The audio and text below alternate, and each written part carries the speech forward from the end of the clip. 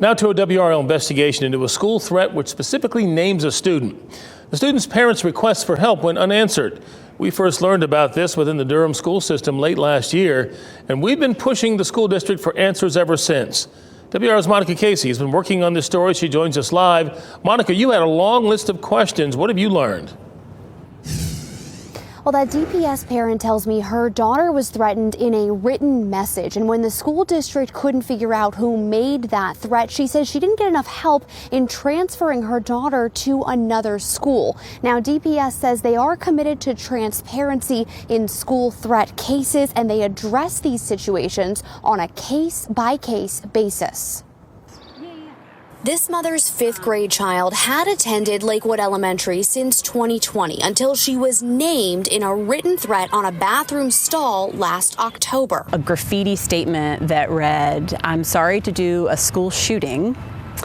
Then my daughter's name was written out, and it said, "I know you're in here." She says the school investigated, but they couldn't confirm who wrote the message. It just didn't feel safe to send her to a place where this unresolved incident, where she was specifically targeted with extreme violence. When that mother tried to transfer her daughter to the nearby DPS magnet school, sending this email to the school board, superintendent, and other administrators, she tells me she was met with silence and this one-word response from an administrative assistant, "received." I tried everything I possibly could to find someone somewhere in the school system who would help our families. Her daughter missed 10 days of school before she was able to transfer her, only by using the Growing Together redistricting as the reason.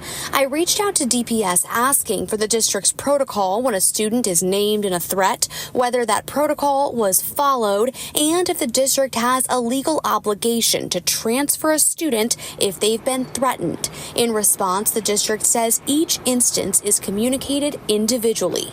That parent emphasizes she supports DPS. She says she's sharing her story in the hopes of accountability. What happened to my daughter was not okay.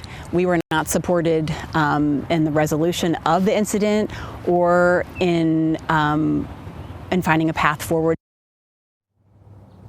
In their statement about how they handle school threats, DPS wrote, quote, "The principal works very closely with law enforcement to investigate, determine the impact of the matter, whether notification or an announcement is needed, and to whom that messaging should be sent." When it came to my other questions for DPS, the district told me their student assignment department handles all transfers, and they cannot speak to this confidential student matter specifically. Live in Durham, Monica Casey, WRAL News.